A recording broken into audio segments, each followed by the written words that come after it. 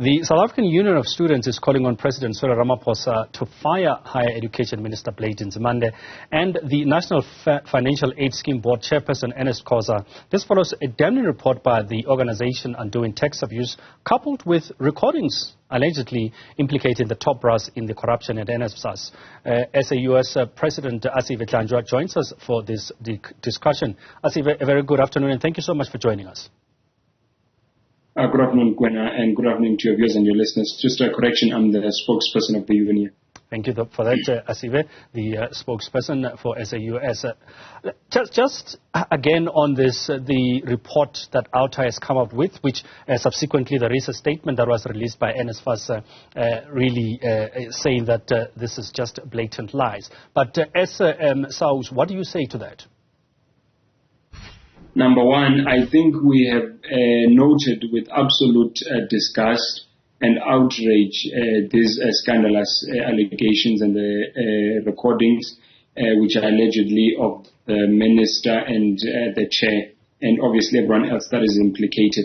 And whilst we believe obviously that these must be tested within competent courts of laws to determine their veracity, we, however, believe that this is generally indicative of the general state of the sector and that of NSFAS. Irrespective of whether the allegations are true or not, what remains the fact is that over 100,000 students wrote their examinations, end-year examinations in 2023 without food, without toiletries, without sanitary products, all due to the failures of the scheme to be able to pay allowances on time.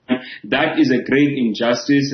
Those are human rights violations and atrocities. Some of them without transport, some of them without accommodation, those that are waiting for their allowances. The reality is that the ability of the scheme to fulfill its mandate to the poor and the working class has been severely undermined. It is regrettable that these allegations have come from Outa, but they do not depict any picture that is incongruent with what has been happening in the sector and at NSFAS at large. So would it be fair then, Asive, to say that you believe these allegations?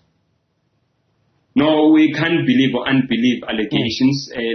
We don't have that competency or ability. What we must believe is what our litmus test to the effectiveness of the sector, of the NSFAS, and anyone who is given a responsibility to discharge the duty to the poor and the working class. Our litmus test is one. It is the experience of the students on the ground. The reality is that the experience of the students on the ground is a deplorable one. It is a condemnable one. And so for us, for instance, before this, 3 days ago, before these allegations, 3 days before these allegations, we had communicated to the nation of our displeasure in the fact that we are coming into 2024 and NSFAS is not ready to carry out their obligations for this academic year, premised on the fact that they have not been able to conclude their 2023 business. So irrespective of whether they are true or not, it's not for us to believe. The only thing we can believe is the reality. What this tells us is that, and this is why I said in the beginning, that this chaos that has been erupted through this recording is indicative of the general state of the sector and of NSFAS. So would you then say that, allegations aside, whether we believe them or not, this has to be tested in a court of law, as you did say. Is it a reflection of how things have been run? And that's why, as you say, that students have found themselves on, I guess, the losing end of this whole chain, if one can put it that way. Absolutely, because as I've said, we must look here at a few facts, and there are things that can be proven, there are things that can be proven.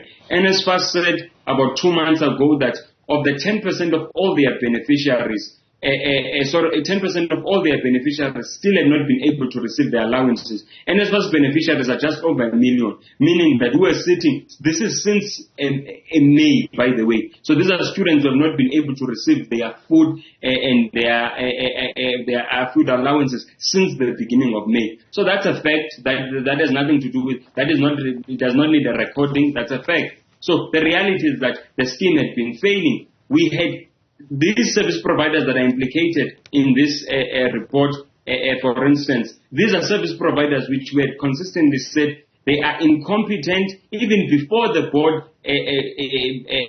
commissioned an investigation which came out vindicating us that these people were even illegally appointed. We said they're incompetent, and we're basing their competency purely based on their ability to deliver allowances to students on time, which they've been failing since their appointment. So there's no question to that. And now the question would be, then why would we say the minister must go? The minister is the accounting officer, political officer for the sector. It is his responsibility to ensure that there is order at NSFAS, that there is order in institutions of higher learning. There were even institutions, by the way, that were playing tug of war with NSFAS, withholding certain information so that students do not get their allowances. We put that blame squarely at the feet of the minister. These are public institutions that are playing a tug of war with the lives of the poor and the working class. This is why we are saying it has become abundantly clear that the blade is blunt and that, in fact, the minister must be removed by the president. There's been quite a number of calls before, Asive, calling for the Minister of Higher Education to step down. What are you going to do? What steps are you going to take as SAUS to make this call heard? As you say, you are appealing to the president, but as I say, this is not the first time we've had such call from different other organizations. We will carry on to appeal to the president.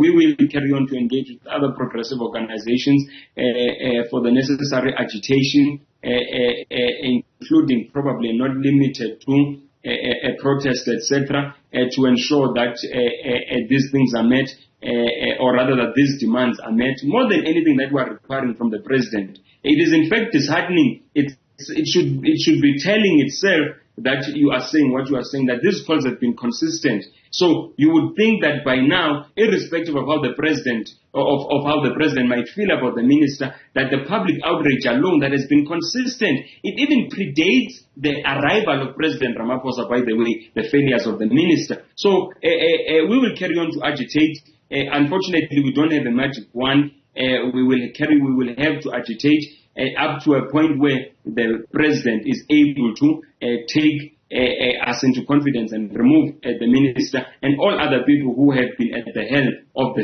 sector collapsing.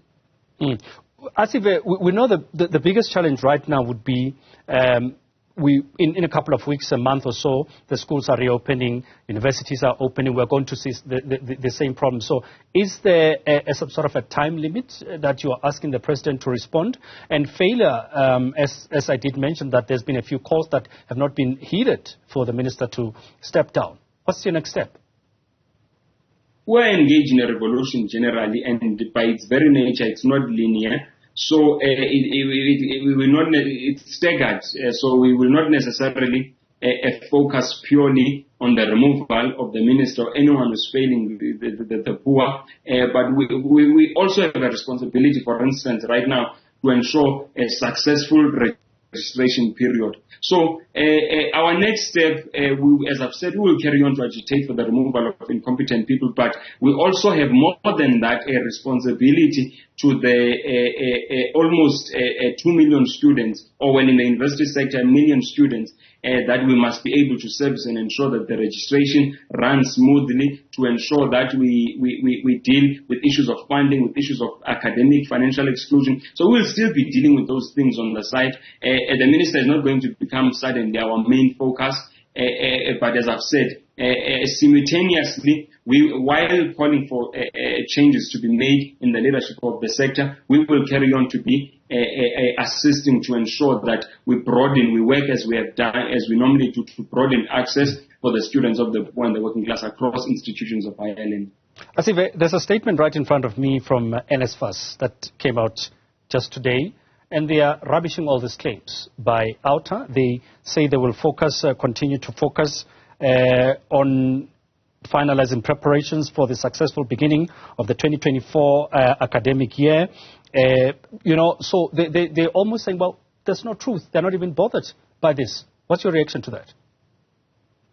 No, there's nothing we can do about it. And this is why in the beginning I said, Gwena, that you see, over and above the veracity of the allegations. So one, obviously, we probably would not have expected them to say, if you or any viewer expected them to say, yes, it's me or I did it, that would be naive, you understand? So we would not have expected anything less or more, but this is why we said over and above the allegations, our greatest interest lies in the stability of the scheme and its continued capacity to be able to carry out its mandate. And that is the mandate that is being undermined. I have given you figures, I have given you numbers. About 7 days ago, NSFAS you also had the spokesperson of NSFAS on your platform telling you that there are 20,000 students whom they have not paid since last year. So the state of the failure of the SEC, or rather of NSFAS to carry out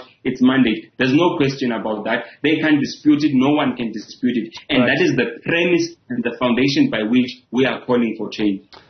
Asive, let's leave it there. Thank you so much. The South African Union of Students spokesperson Asive Dlanjwa, and as I did say that there has been a response from NSFAS effectively rubbishing all the claims from Outa. Well.